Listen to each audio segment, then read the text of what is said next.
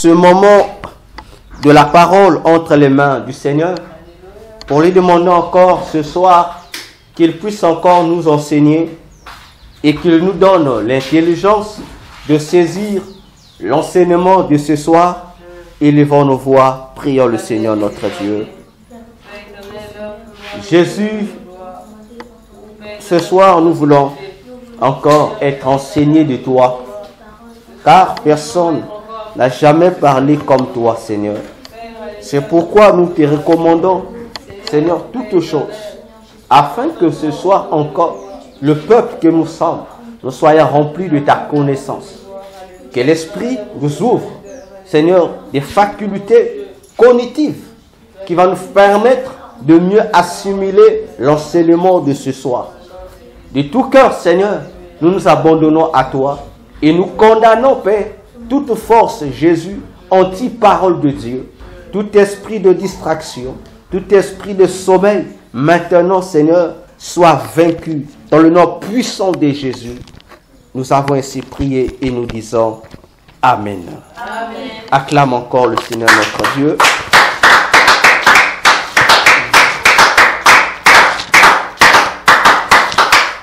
Bonsoir à tous. Bonsoir. Nous poursuivons aujourd'hui avec notre enseignement que nous avons commencé depuis le vendredi passé. Notre enseignement que nous allons partager tout le long de ce moment, intitulé « Ma vocation et les devins ». Ma vocation et les devins.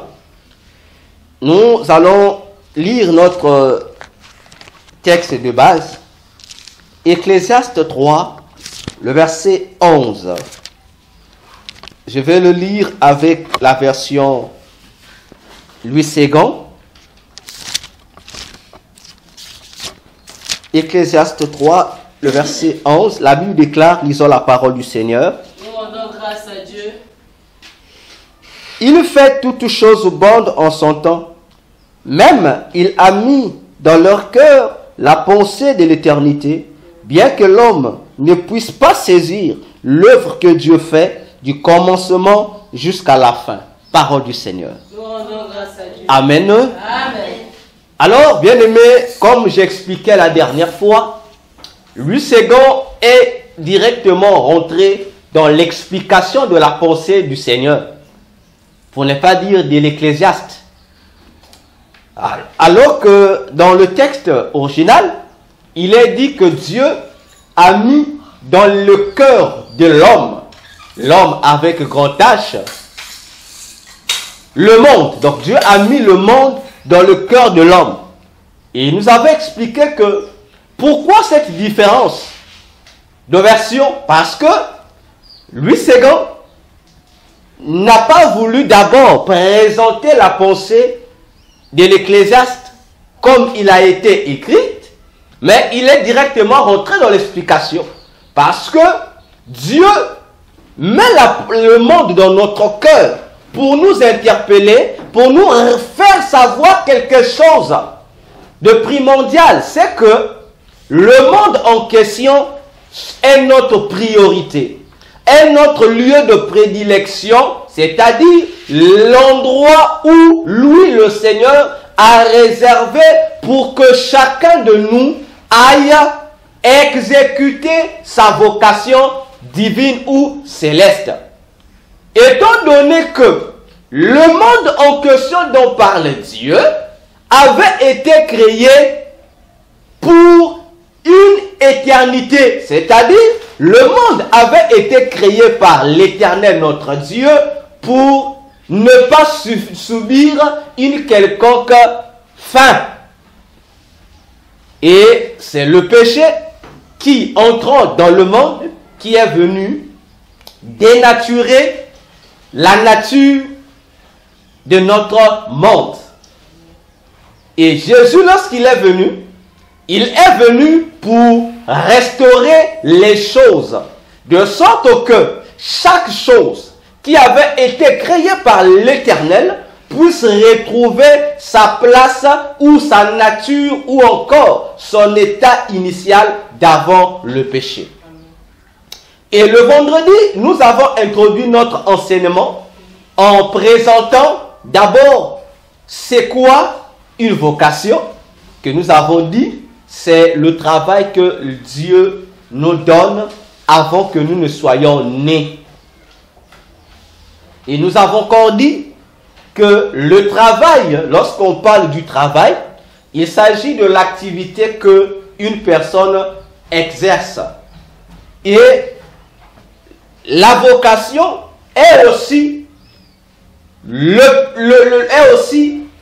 nous donne plutôt un rôle à jouer en fonction du travail que nous sommes invités à faire. Automatiquement, ce travail nous donne une certaine qualification.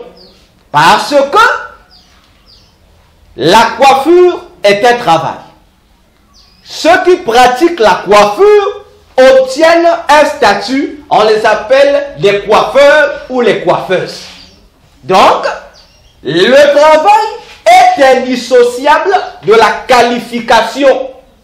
Alors, la vocation nous donne un métier, un travail à faire de la part de Dieu, d'une part, et d'autre part, nous donne une qualification, fait de nous des professionnels. C'est pourquoi nous avons dit que la vocation, c'est l'ensemble des personnages que Dieu nous donne. Alléluia. Et nous avons aussi dit que toujours le même Dieu, notre Dieu l'Éternel, a disposé pour les hommes, créés à son image et à sa ressemblance, deux types de vocations.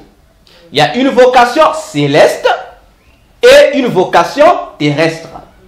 La vocation céleste, nous avons dit, il s'agit ici des activités qui concernent exclusivement l'œuvre de Dieu, c'est-à-dire les choses spirituelles. Tandis que la vocation terrestre, il s'agit des activités qui n'ont pas un rapport avec l'œuvre de Dieu, la maison de Dieu, le sacerdoce de Dieu. Et nous avons conclu pour dire ceci, que la vocation avait aussi un ami, une autre appellation, un autre nom qui était la destinée. Ou encore le destin. C'est la même chose. Et nous avons dit ceci, pour finir. Lorsqu'on parle de la vocation, il s'agit de la vie que Dieu a réservée pour toi, que toi, tu es censé vivre sur cette terre. Et en cela, nous avons posé la question, celle de savoir si la vie que nous sommes en train de mener sur la terre est véritablement notre vocation céleste ou terrestre ou pas. Car si la vie que toi et moi sommes en train de mener n'a aucun rapport avec la vocation céleste ou terrestre de l'Éternel, ça veut dire que nous sommes en train de vivre sans vivre. C'est là que nous nous sommes arrêtés la fois dernière. Amen. Amen. Les sœurs, c'est clair, non? Amen. Mon français est simple, non? Amen. Ok. Alors, aujourd'hui, nous continuons. Et aujourd'hui, pour ceux qui écrivent, nous allons voir les ou les délais d'une vocation. Ou délai d'une vocation. C'est mieux. Bon, si vous mettez au pluriel ou au singulier, ça n'engage que vous. Délai d'une vocation. Alléluia. Amen. Si une vocation, c'est un travail. Si une vocation, c'est une vie à vivre. Bien aimé, obligatoirement, cette vocation, cette vie a un délai. Et lorsque je parle du délai, je voudrais parler d'un point de départ et d'un point de fin. C'est-à-dire, je veux parler du commencement de la vocation et de la fin de cette vocation. En d'autres termes, je veux ici parler du commencement et de la fin. Donc, l'intervalle entre le commencement de ta vocation et la fin de ta vocation constitue le délai de la vocation que Dieu t'a donnée. Alléluia. J'aimerais que nous puissions bien saisir. Toute vocation qui vient de Dieu, de notre Dieu, Jésus, a un commencement et a une fin. Il y a un délai. Donc, lorsque Dieu te donne une vocation, le ciel sait que cette vocation doit commencer à partir de tel instant et prendra aussi fin à partir de tel autre instant. Ce qui veut dire que ta vie, il ne faut pas t'amuser avec. Comme dit Salomon dans Ecclésiaste 12, jeune homme, vis ta vie, fais tout ce que tu veux faire, fais comme tu veux, mais sache une chose, qu'à la fin de toutes choses, le jugement t'attend. Parce que celui qui t'a donné la vie que tu as ne t'a pas donné cette vie pour que tu fasses n'importe quoi avec, mais plutôt pour que tu saches mettre en pratique la vocation qu'il t'a donnée. Alors, nous devons comprendre une chose, c'est que toute personne, c'est Dieu qui a créé toute personne. Satan n'a rien créé, les sorciers n'ont rien créé, les démons n'ont rien créé. Donc toutes les personnes qui existent ont été créées par Jésus. Alléluia. Je répète encore, toutes les personnes ont été créées par un seul Dieu qui est Jésus. Satan, ses démons, ses sorciers ou ses agents n'ont jamais rien créé. Ils n'ont créé personne. Ce qui veut dire que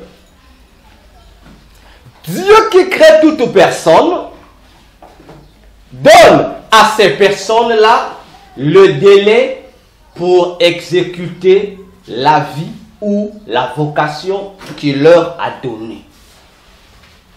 Et c'est ici que je voudrais que vous me suivez très bien. La vocation peut commencer pendant que tu es dans le ventre de ta mère ou après t'avoir mis au monde ou dans un âge donné. Alléluia. Je répète. Ta vocation peut commencer dès l'instant que tu te formes dans le ventre de ta mère. Dieu dit déjà que c'est là que doit commencer ton travail. Pour d'autres personnes, leur vocation commence dès le jour où ils sont nés. Pour d'autres encore, dès lors qu'ils vont atteindre un certain âge, ça va commencer. Peu importe le délai ou le corps du commencement, sachant-le qu'il y aura toujours une fin, c'est-à-dire il y aura une durée qu'on va nous donner. Alléluia. Est-ce que ça va? C'est pourquoi, en parenthèse, le premier miracle de Jésus. Les sœurs, vous connaissez? Le premier miracle de Jésus.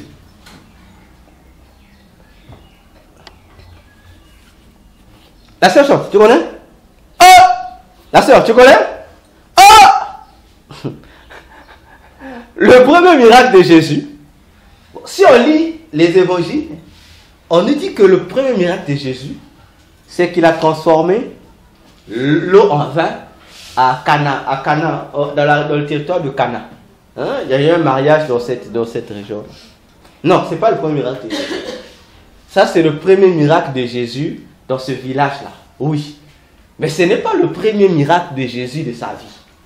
Non. Non et non. Ça d'avait, c'est bon? Ok. Le premier miracle de Jésus, de la vie de Jésus, son tout premier miracle, commence pendant qu'il est enfant à l'intérieur du ventre de sa mère.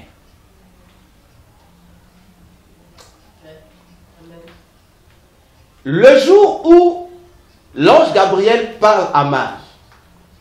Bon, le problème c'est parce que dans nos traductions françaises ont sauté certains mots lorsqu'ils ont traduit. Et il y a d'autres éléments qui n'ont pas tenu compte. D'autres éléments de la grammaire hébraïque et grecque, ils n'ont pas tenu compte de ça. L'ange Gabriel parle à Marie dans Luc 1, à partir du verset 26. Après lui avoir dit, il lui a dit une phrase. Je préfère qu'on lise, c'est mieux. On va répéter la phrase telle que l'ange disait. Voilà, l'ange lui dit, on prend, voilà, ok, voilà, verset 36, Luc 1, verset 36, je lis dans nos traductions, on dit ceci, Gabriel dit, voici, Élisabeth, ta parente, a conçu, elle aussi, un fils en sa vieillesse, et celle qui était appelée stérile est dans son 6e mois. Car rien n'est impossible à Dieu. Marie dit, je suis la servante du Seigneur, qu'il me soit fait selon ta parole, et l'ange la quitta.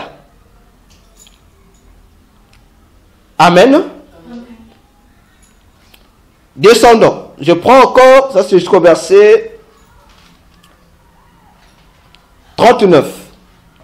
Prenons le verset 39. Non, restons d'abord dans le verset 36. On dit, Élisabeth, ta parente, a conçu, elle aussi, un fils en sa vieillesse, et celle qui était appelée stérile est dans son 6e mois. Je prends encore le verset 39. Dans ce même temps, Marie se leva et s'en alla en hâte vers les montagnes dans une ville de Juda. Et elle entra dans la maison de Zacharie et salua Élisabeth, verset 41. Dès qu'Élisabeth entendit la salutation de Marie, son enfant tressaillit dans son sein et elle fut remplie du Saint-Esprit. Je peux m'arrêter par là. Lorsque nous lisons ce texte avec nos traductions, la compréhension que le texte nous donne est laquelle?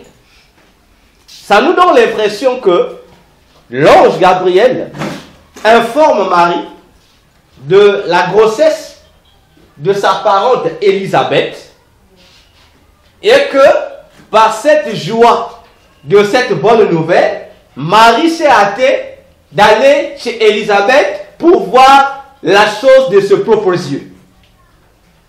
Alléluia. C'est l'impression que le texte nous donne. Alors qu'au fond, non, ce n'est pas ce qui s'est passé. C'est juste une impression due à une mauvaise traduction. N'est-ce pas ça d'abord?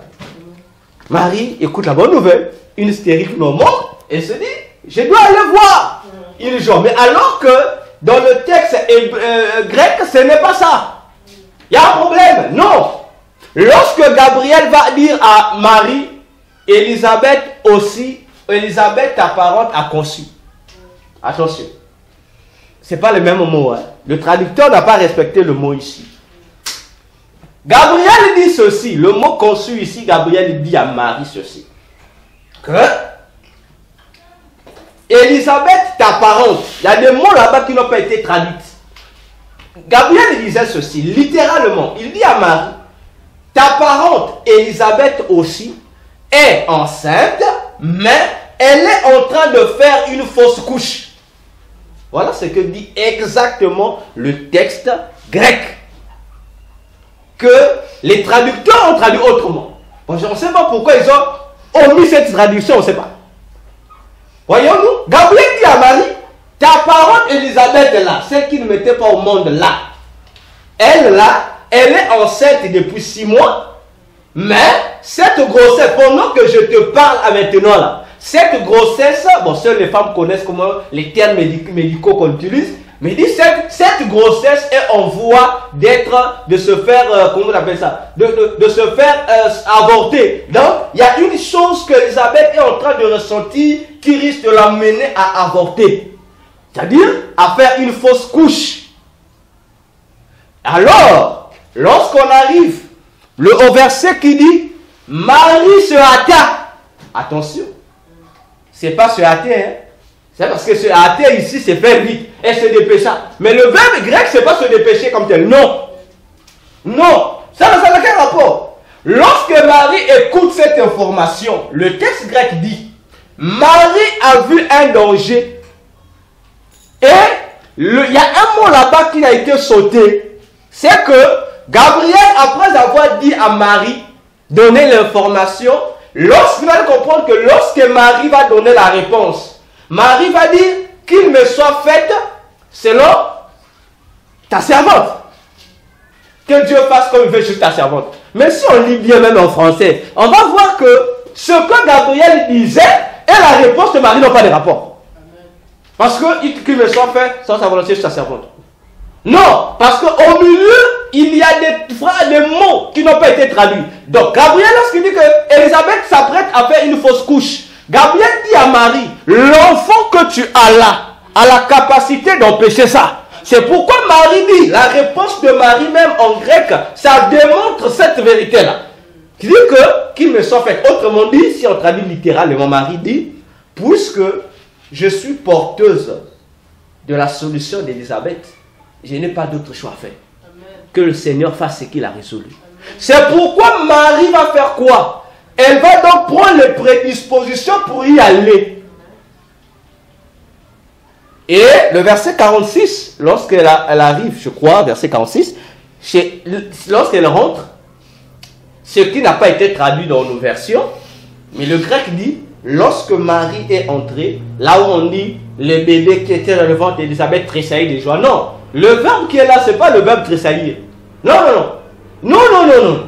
On ne sait pas où le traducteur dit ce verbe-là. Le verbe qui est là dit ceci. Donc l'enfant n'a pas tressailli de joie. Ça paraît comme si, lorsque l'enfant a écouté la voix de Marie, l'enfant a bougé dans le ventre, l'enfant était content. Non. Le verbe grec dit que l'enfant, lorsque l'enfant a écouté la salutation ou la voix de Marie, automatique, c'est dit littéralement que l'enfant qui était déjà mort dans le ventre d'Élisabeth a bondi. Bon, il y a un terme médical utilisé pour ça. Donc, il y a un enfant qui est mort, mais qui est réveillé. C'est ce que le texte exact dit. Voilà pourquoi je dis le premier miracle de la vie de Jésus, pas de la vie de Cana, de la vie de Jésus. Exactement. Il ressuscite Jean. Alléluia. Ah, la Bible, on ne passe hier. La vie devient compliquée. Hein? Alléluia. Donc, depuis que Jésus était dans le ventre de sa mère, mais rappelons-nous ici, ils sont combien de mois? 6 mois. Non, 6 mois pour Élisabeth. Donc 6 mois pour la grossesse d'Élisabeth. Mais vous mariez, c'était combien de mois?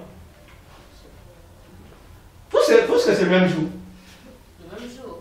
Mais le même jour qu'elle reçoit l'information, non? Donc elle reçoit l'information et l'enceinte. Donc on peut dire, bon, on peut dire Jésus avait un mois. Donc un enfant d'un mois a ressuscité un autre enfant qui a 6 mois. Amen. Donc ça commence là. Donc il a déjà commencé sa mission à l'intérieur du ventre de sa maman, Jésus. Je ferme la parenthèse. Amen. Donc je disais que la vocation céleste a un point de départ. Ça peut être comme avec Jésus. Déjà depuis le ventre de ta maman, tu commences à faire tes œuvres. Ou encore après la naissance, ou encore à un certain âge donné. Mais sache-le que, peu importe le point de départ, il y a une fin qui a été prévue pour l'exercice de ta vocation céleste. Et ce délai-là de la vocation, c'est ce qu'on appelle, en d'autres termes encore, même dans la Bible, c'est même plus employé, on appelle ça la durée des jours de notre vie. Puisque la destinée, plutôt, oui, la destinée ou la vocation, c'est quoi? On a dit que c'est la vie que Dieu a créée pour que tu la vives. Et cette vie-là a un nombre de jours, c'est-à-dire a un délai d'existence. Alléluia. Donc si Dieu a prévu que toi tu dois vivre 100 ans sur la terre, sache-le que les 100 ans sur la terre ne t'ont pas été donnés d'abord pour que toi tu fasses les désirs de ton cœur. Non! C'est d'abord pour que tu accomplisses la vocation céleste que tu as reçue de la part de Jésus.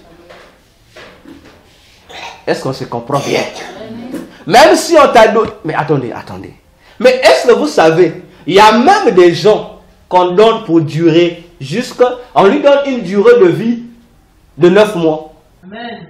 Je disais que la vocation céleste a un point de départ. Ça peut être comme avec Jésus. Déjà depuis le ventre de ta maman, tu commences à faire tes œuvres.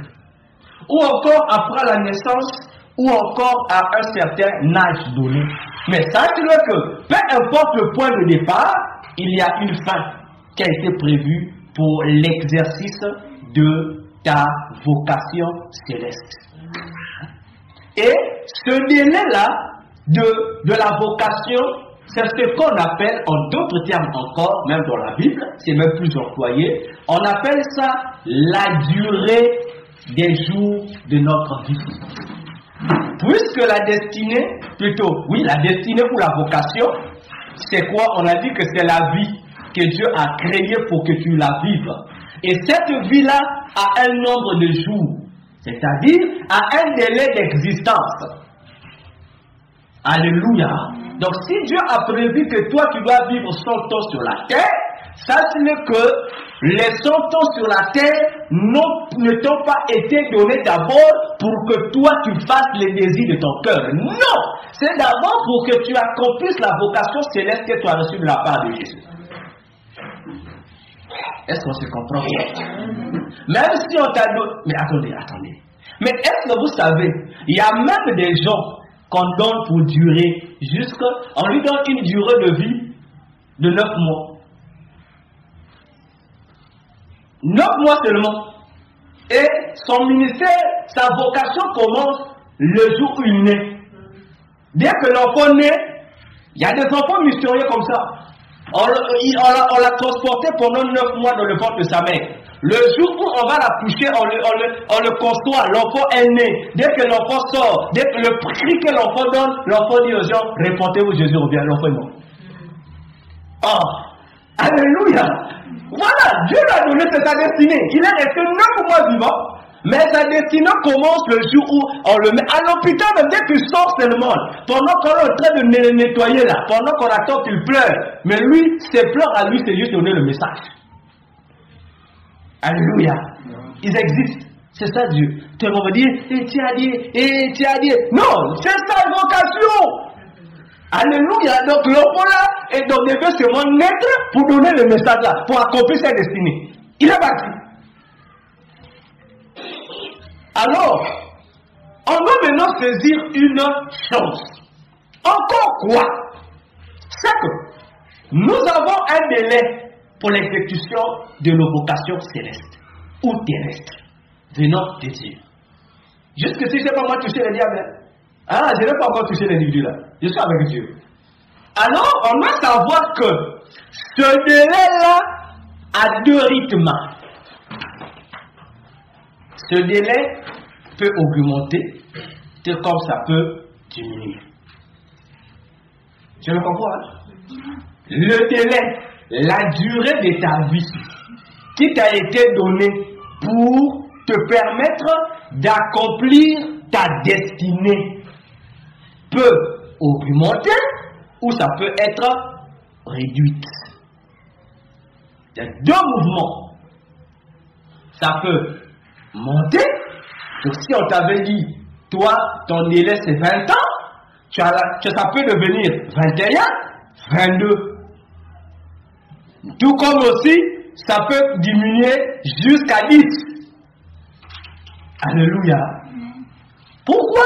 Eh bien, parce que le délai ou la durée de l'exécution de ta vie sur terre est aussi régi par certains principes spirituels qu'il faut respecter. Dieu t'a donné 100 ans. Le 100 ans est là. Mais à toi revient la responsabilité de nourrir ces 100 ans. Donc, Dieu nous met dans une sorte de balance. Soit on reste constant, on garde les 100 ans, soit on augmente les 100 ans, ou soit on réduit les 100 ans. Alléluia. Est-ce que ça va? Amen. Alors, ça s'augmente. Ça s'augmente. Je vais donner les écritures, vous allez noter, on ne va pas tous les lire, mais je vais juste lire les premières écritures. Parlons d'abord de l'augmentation du délai ou de la durée de la vie, ou de notre vocation. Exode 20, le verset 12. Exode 20, le verset 12. Éphésiens 6, verset 1 à 3. Éphésiens 6, verset 1 à 3. Puis Psaume 61, verset 6 à 8. Puis Psaume 61, verset 6 à 8. Et enfin, puis Psaume 91, le verset 16. Puis Psaume 91, le verset 16. Je vais lire deux versets. Je prends Exode 20, verset 12. Exode 20, verset 12, l'Éternel dit ceci. Honore ton père et ta mère, afin que tes jours se prolongent dans le pays que l'Éternel ton Dieu te donne. Alléluia. C'est Dieu qui met une loi ici. En t'insérant dans le monde pour accomplir ta vocation, il t'a donné un délai. Mais ce délai-là, ici, Dieu donne certains principes, certaines lois qui peuvent te permettre de donner plus de tonus à la durée de la vie qu'il t'a donnée.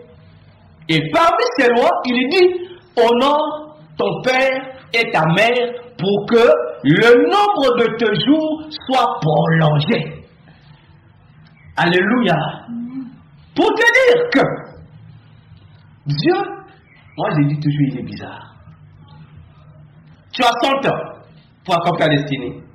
Mais si tu obéis à sa loi, telle que cette loi, tu sais respecter ton père et ta mère.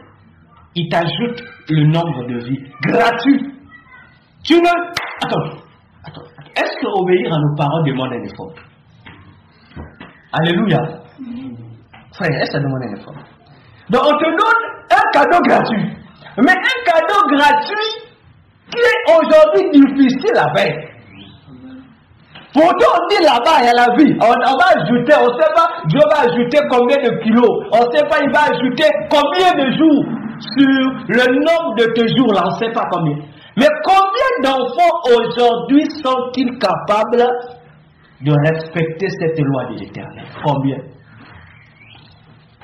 Alléluia. Alléluia. Nous voulons vivre longtemps, n'est-ce pas? Nous voulons vivre longtemps. C'est pourquoi plusieurs dans le monde aujourd'hui vont se faire des chirurgies esthétiques pour vivre longtemps. Alléluia. Des chirurgies qui finissent toujours par laisser des défauts corporels chez ces gens-là. Mais ici, il y a une chirurgie céleste qui ne laisse pas de défauts. Elle est gratuite. Tu ne payes pas la consultation. Mais on te demande seulement. Et le papa ou la maman vers qui on te demande du respect n'est même pas loin de toi. Elle ne vit pas à l'étranger, mais elle est à côté de toi. Alléluia. Alors les enfants que nous sommes, est-ce que nous honorons nos parents? Est-ce que nous respectons nos parents? Est-ce que, si tu respectes ton père, si tu respectes ta mère, sache-le que Dieu aussi ajoute les jours dans les jours de ta vie. Parce que si nous parlons de la jour, Dieu ajoute. Donc si tu avais 100 ans, peut-être qu'on peut t'ajouter 5 ans de vie, ça te fait 105 ans. Donc tu meurs à 105 ans. Alléluia. Je prends encore notre verset, un deuxième. Je prends le Psaume 91, le verset 16. Je prends le Psaume 91, le verset 16. Il a dit, je le rassasierai de longs jours et je lui ferai voir mon salut. Toujours Dieu qui parle. Alléluia. Et ici Dieu parle, cette fois-ci il ne parle pas du respect des parents, mais il parle de la fidélité d'une personne à son égard. Si toi qui te dis appartenir à Jésus, si tu es obéissant à Jésus, si tu lui es fidèle, il dit, il va te rassasier de longs jours. Alléluia. Vous savez, ça nous arrive. Parfois, tu vas dire, la journée d'aujourd'hui n'a pas mis du temps, hein? À peine 7 heures. Et voilà maintenant comme déjà 19 heures. Mais il arrive aussi. Bon, tu dis, mais il y a 14 heures. Depuis là, alléluia, on constate qu'il y a certains jours qui sont courts, il y a certains jours qui sont longs.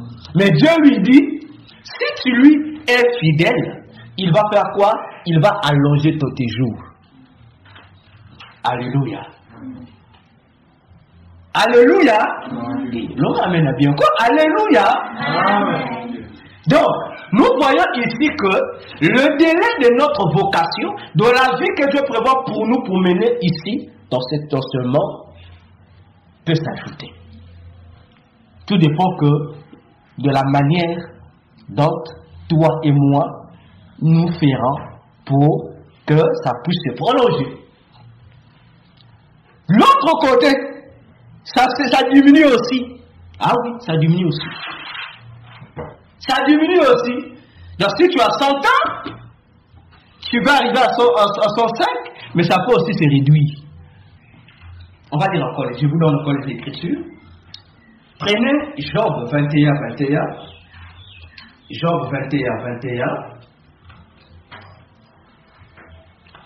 Job 21, 21. Le Psaume 89.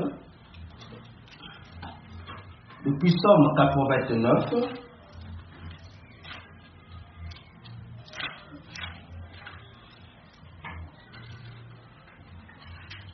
Verset 45. Psaume 89, verset 45 à 46. Le Psaume 89, verset 45 à 46. Le Psaume 102, verset 23 à 24. Psaume 102, 23 à 24. Et enfin, le Psaume 109, verset 8. Je vais choisir 2 écritures. Je commence par Job 21, 21.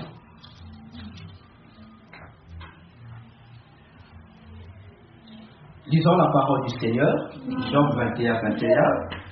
Il a dit, car que lui importe sa maison après lui, quand le nombre de ce mois est achevé. Amen. Amen. Je prends encore un autre passage.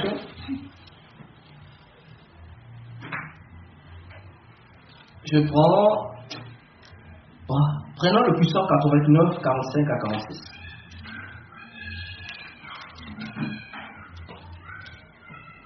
Il a dit ceci.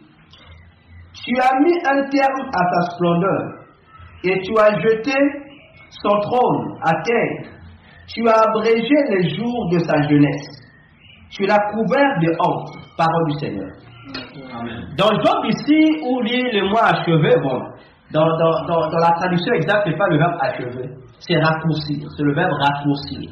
Ces mois ont été raccourcis Et dans le puissant, il est dit qu'on s'adresse à un individu à qui Dieu a coupé le délai de gloire, de splendeur et a abrégé le nombre de 6 jours.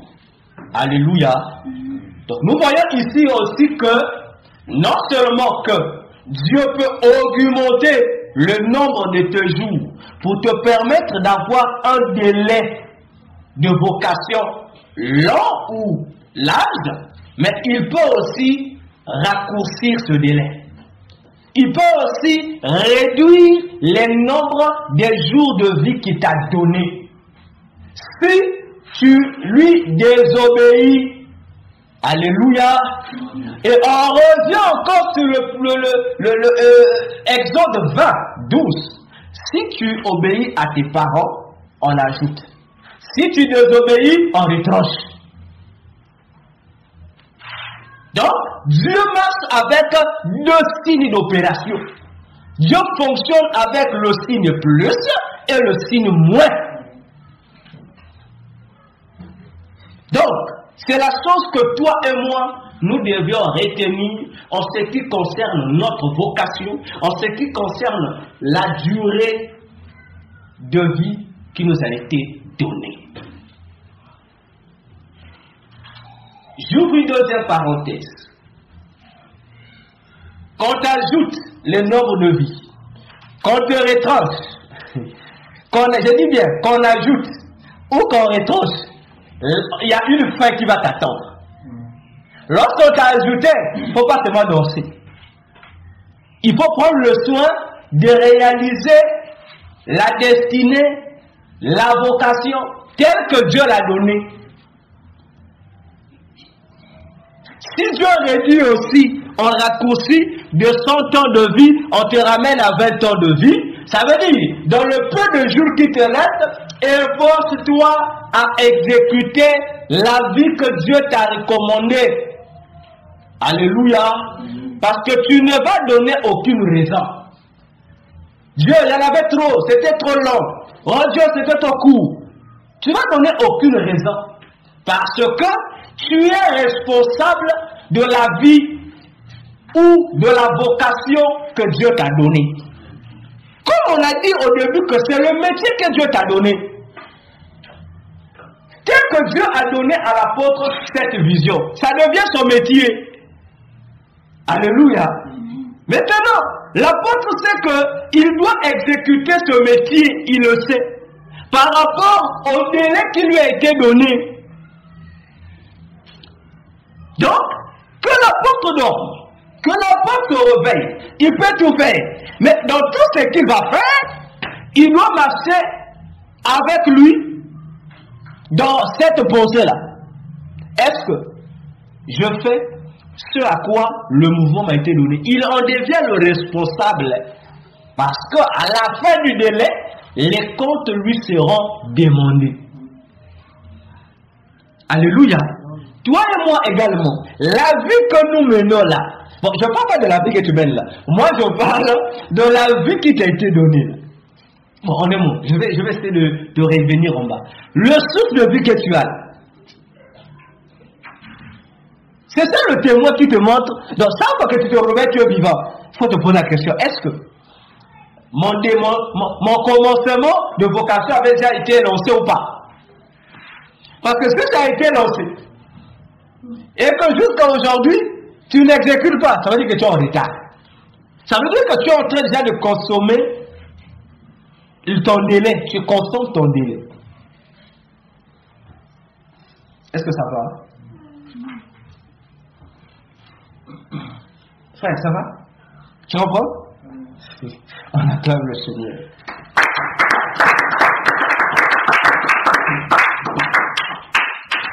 Alors, à côté de la vocation ou des vocations que Dieu, notre Père, notre Créateur nous réserve, il y a un autre individu qui se fait passer pour un père aussi, qui se fait aussi passer pour un créateur qu'on appelle Satan.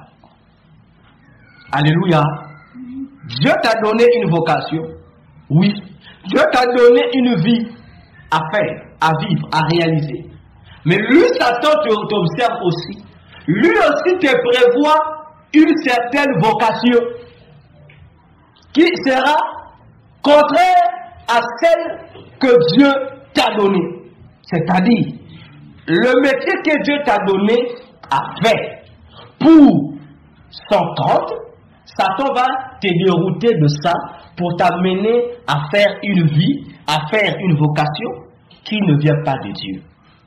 C'est ici que commence le vrai danger d'une vocation. On va lire une écriture. On va lire dans Job 7, versets 1 à 3. Job 7, versets 1 à 3. Je lis la parole de Jésus.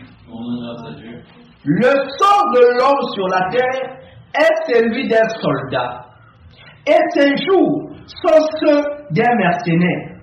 Comme l'esclave soupire après l'ombre, comme l'ouvrier attend son salaire, ainsi j'ai pour partage des mois de douleur, j'ai pour mon lot des nuits de souffrance. Amen. Amen. Job parle. Alléluia.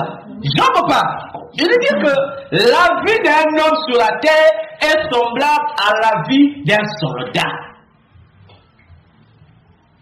Bon, on peut essayer d'évaluer le soldat antique par rapport à nous ici, aux militaires. Alléluia. Donc Job dit que l'homme, lorsqu'il vit sur cette terre-là, l'homme doit mettre dans sa tête qu'il doit vivre comme vit un soldat. Déjà, lorsqu'il dit ça, ça va nous interpeller. Comment vit un soldat? Alléluia. Un soldat, il vit avec des précautions. Parce que lui, en tant que soldat, il a une mission. Sa mission, c'est de protéger, sécuriser la nation. Il doit jouer le rôle de la sentinelle de sa nation.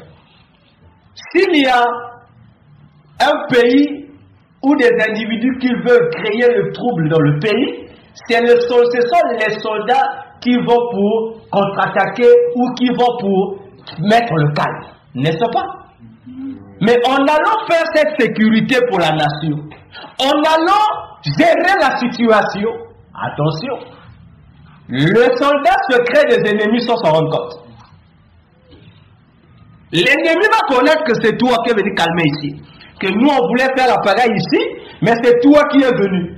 Tu es venu nous arrêter. Ou tu as arrêté nos amis. Ça devient une rancune. Mais pourquoi les soldats ne s'en rendent pas compte? Alléluia. Bon, d'ailleurs, tu es mauvais que ça l'air, non? On le fait, non? Lorsqu'on voit les véhicules. Venez quand même en colère, non? Et c'est la même chose. Cependant, imaginez-vous que Job nous dit, c'est la même chose aussi pour tout celui qui vit sur la terre. Alors que tout celui qui vit sur la terre, il a reçu, tout comme le militaire, la responsabilité de Dieu de faire quoi? De veiller à sa vocation. Parce que la vocation là, c'est ce qui fera qu'il soit béni. C'est ce qui fera qu'il soit capable de protéger les biens d'autrui de Dieu. D'être en conformité, de défendre les valeurs du royaume des cieux. C'est ça la nation que tout homme qui naît sur cette terre devrait faire. Mais à côté, il y a aussi des individus qui sont les jaloux de Dieu, Satan et ses démons, qui sont aussi là pour surveiller l'homme, pour veiller sur chaque fait et geste de cet homme-là, afin de voir si cet homme-là va suivre le chemin que Dieu a tracé pour lui ou pas. Et comme eux, ils sont là pour faire le contraire de ce que Dieu ordonne, donc l'homme est donc obligé de mener sa vie comme un soldat. En tout cas, j'ai dit, tous les jours, ma vie, c'est que ce fausse manche. Mais oui, comment veux-tu être trompé? Là où le diable est, tu ne peux pas être trompé. Alléluia. Tu ne peux pas te tromper. Là où le diable est, tu ne peux pas être en paix. Parce que l'apôtre Pierre nous dit, notre adversaire, le diable, dans 1 Pierre 5, 7 à 9, notre adversaire, le diable, rôde comme un lion rugissant. Il cherche qui il va dévorer. C'est un lion qui est en train de rôder, mes frères. Toi et moi, lorsqu'on le voit, tu ne le vois pas, mais lui, il nous voit. Bon, toi, la seule manière de combattre un lion, il faut être un guerrier, un soldat. Parce que si tu n'es pas soldat, tu vas le battre comment? Bon, à moins que tu sois Samson. Alléluia. Si tu es pas Samson, on te dit, Mathilde. Mais si tu sais que tu n'es pas Samson, il faut que tu sois un soldat. Parce que tout soldat se promène toujours avec son armure, qui va te faciliter les tâches devant ce lion qui est en train de rôder. Parce que si tu ne réalises pas, frère, que tu sois chrétien, que tu sois païen, cette interpellation des gens, que tu dois vivre comme un soldat, ça se lève. Tu vas vivre une vie, même ça sera même une belle vie, tu seras même riche. Les gens vont t'acclamer, mais lorsque Dieu va te voir, Dieu voit que tu es sorti de la vie qu'il t'a donnée et pour vivre une vie qu'il ne t'a pas donnée. Et si la vie que toi et moi nous menons n'a pas été donnée par Dieu, ça veut dire ça a été donné par l'autre. Ça a été donné par le diable. Et c'est ici que les destinées, les vies des gens sont en train d'être détruites. C'est ici. Par le manque de cette vigilance. Ça a commencé avec Adam et Ève.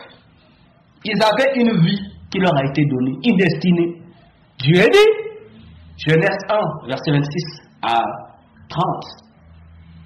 Faisons l'homme à notre image et à notre ressemblance pour qu'il domine sur tout ce que j'ai créé. N'est-ce pas ce que tu as fait? Genèse 2, 14 à 17. Dieu crée l'homme. Il lui donne, il ajoute encore la vocation. Il dit, voilà le jardin, tu dois protéger le jardin, toi tu veux garder le jardin. C'est pas ce que tu as donné à Adam et Ève. Mais qu'est-ce qui est arrivé après? Ils avaient une belle vie, ils vivaient tel que Dieu voulait. Mais un jour, par manque d'attention, par le fait d'avoir baissé la garde, oublié qu'ils étaient des soldats, l'ennemi aussi est venu pour proposer une autre vie. Il leur a dit, vous voyez, venez. Si vous faites, vous mangez seulement le fruit interdit là. Oh, il est précis, hein. Satan est précis, il est courageux. Il dit, vous allez vivre la même vie que vit Dieu. Dès que vous voyez Dieu, c'est comme lui. Alléluia. Voilà comment Adam et Ève vont se laisser séduire par un animal. Il va obéir. Mais en fin de compte, lorsqu'ils ont suivi la voie du diable, est-ce qu'ils sont devenus comme Dieu? Alléluia. Leur destinée a connu une autre couleur que Dieu n'avait pas appliquée. Pourtant, ce qu'eux ils avaient oublié, que dans les destinées ou dans l'évocation qu'ils ont reçue de Dieu, il y avait la vie de Dieu, là, ils étaient déjà comme Dieu. Parce que Dieu dit, faisons l'homme à notre image et à notre ressemblance. Mais dans ta vocation, mon frère, Dieu a déjà réservé son identité là-bas.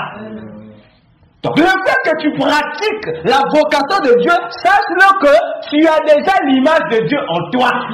Alors pourquoi nous nous laissons tromper par des animaux, Satan et ses démons? Alléluia.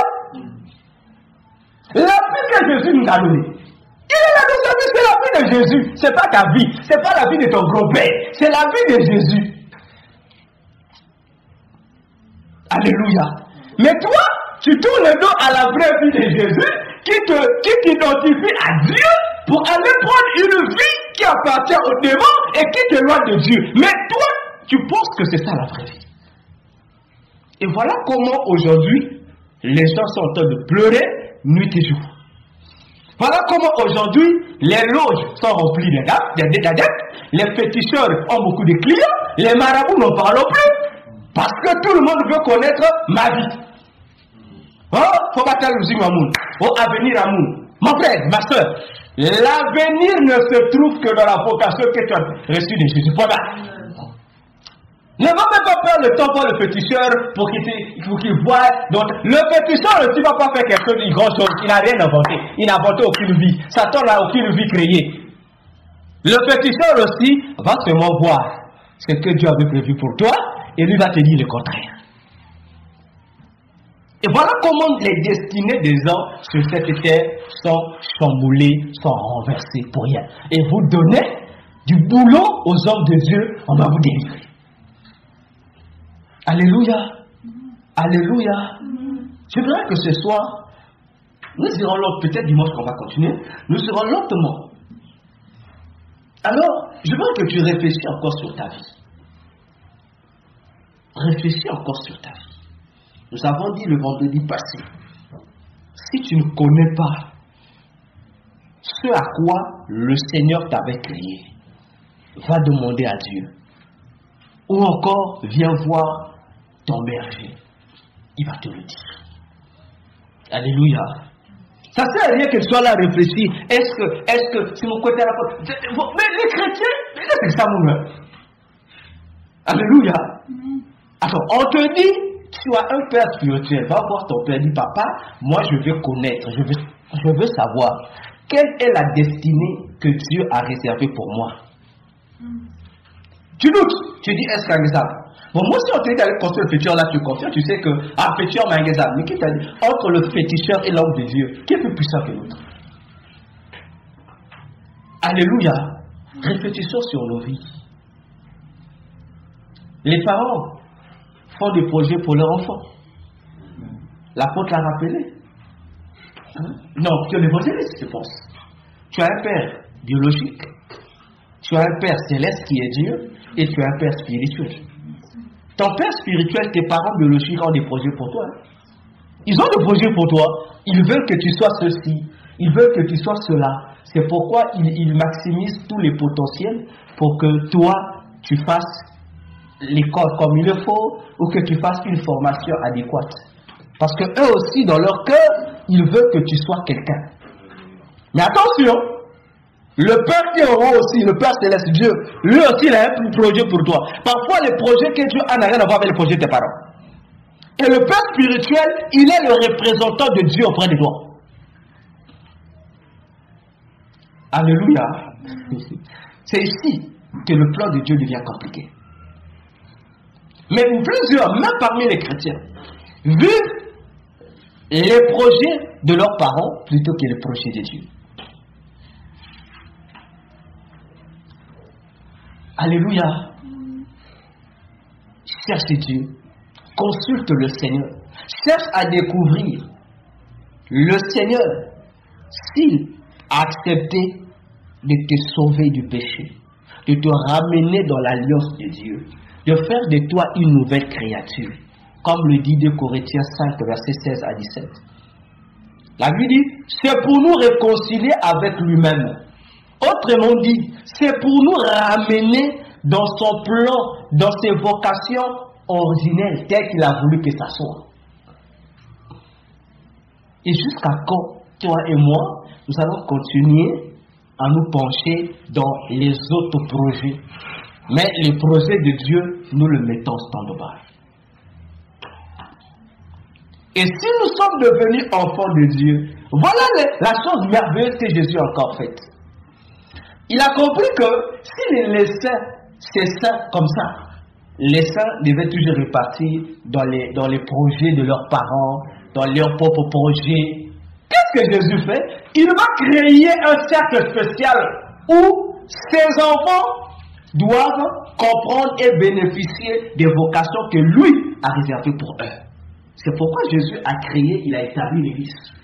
Et il dit, celui ou celle qui sera membre de l'Église, il devient un fils de Dieu et deux sacrificateurs de Dieu. Tu as continué là. Alléluia. Et si tu sors de la maison de Dieu, dehors là-bas, tu peux bénéficier d'autres projets.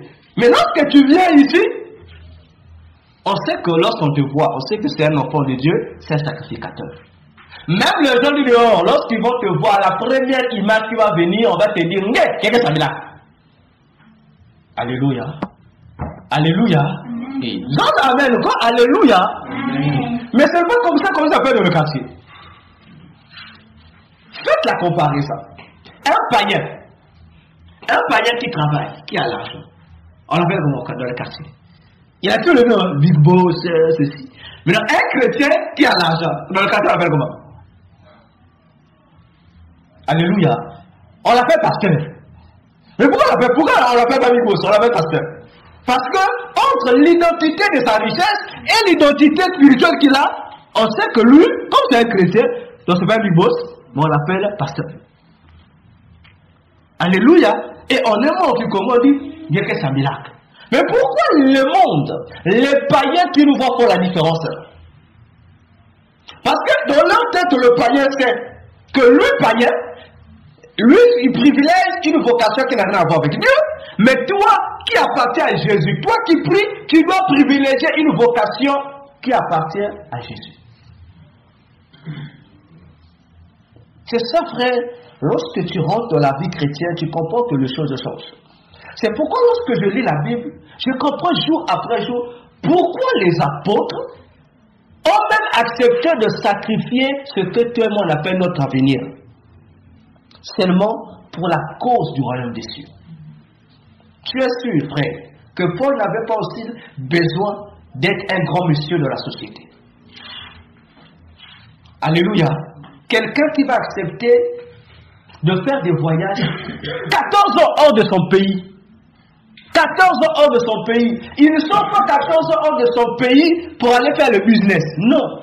Mais 14 ans hors du pays seulement en train d'évangéliser, en train de faire l'œuvre de Dieu. C'est pourquoi Paul pouvait encore dire lui-même dans Actes. Il dit que j'étais païen, j'ai fait ceci, j'ai persécuté l'église.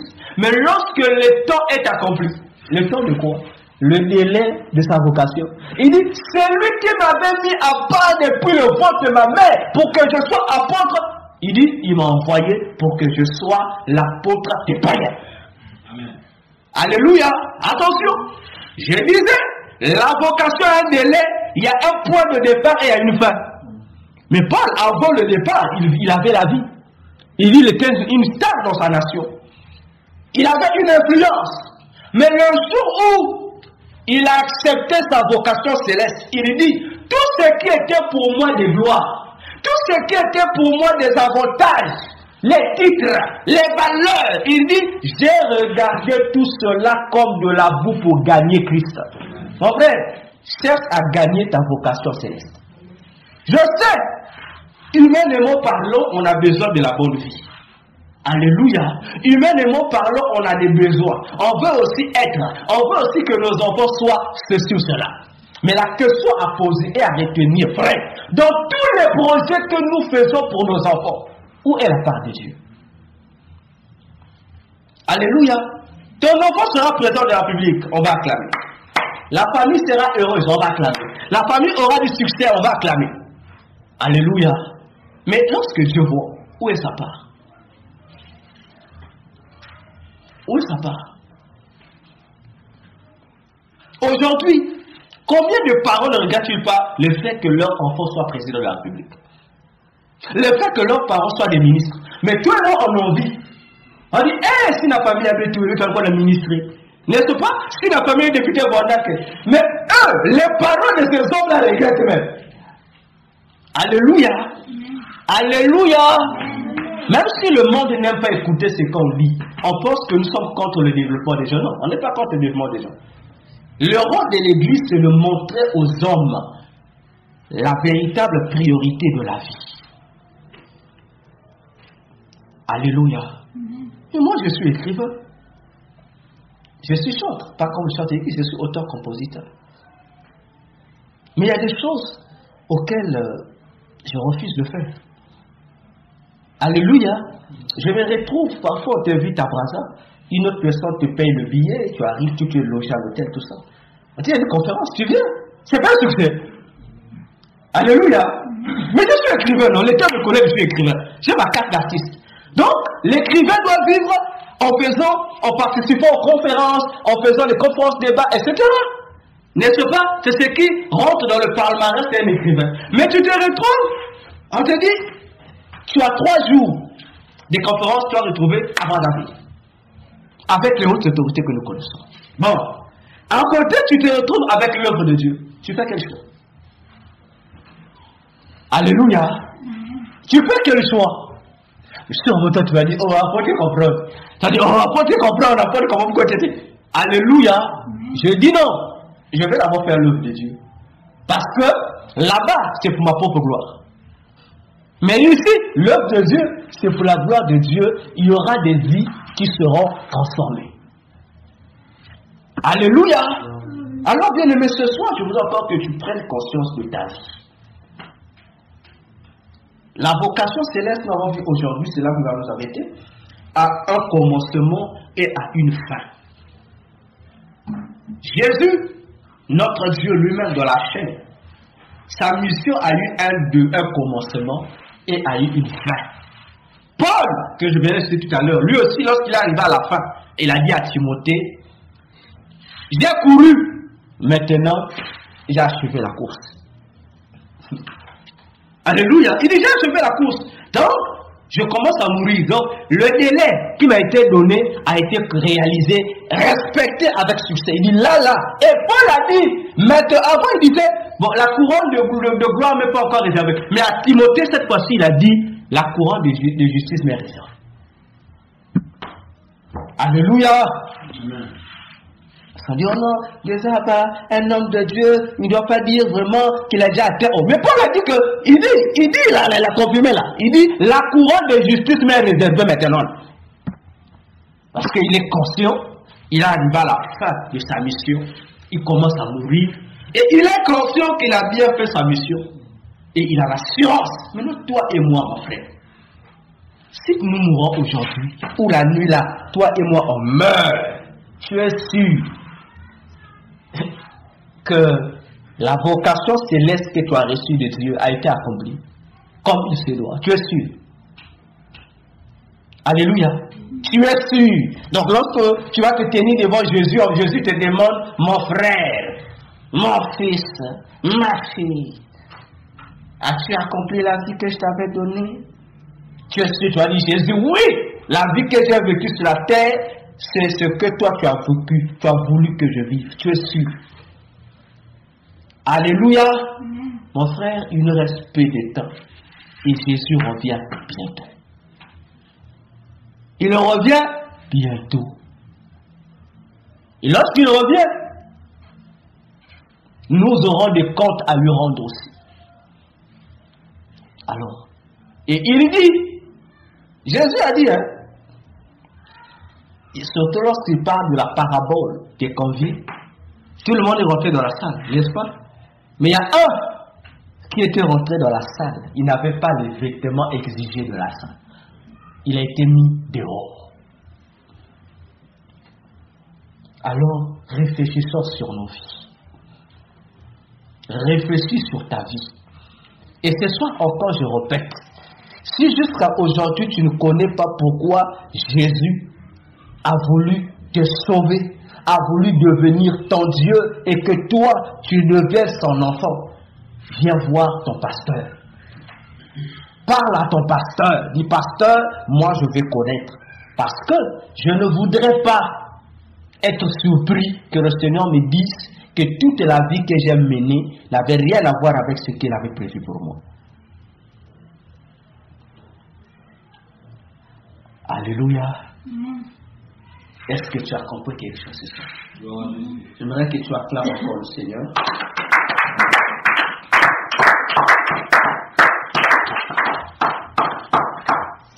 Je vais encore inviter l'apôtre pour quelques points de prière afin de nous aider encore à comprendre la volonté de Dieu pour nous, comme disait Paul. Ne soyez pas insensés, mais comprenez quelle est la volonté de Dieu. L'apôtre.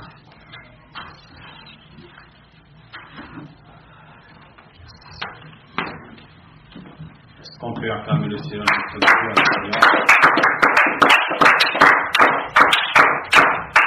Que l'Éternel soit béni pour ces instants d'enseignement. Alléluia. En ce qui concerne la vocation céleste. Amen. Alléluia. Amen. C'est pourquoi nous allons encore élever nos voix. Question de nous recommander à la grâce de Dieu, notre Sauveur, Jésus-Christ. Alléluia.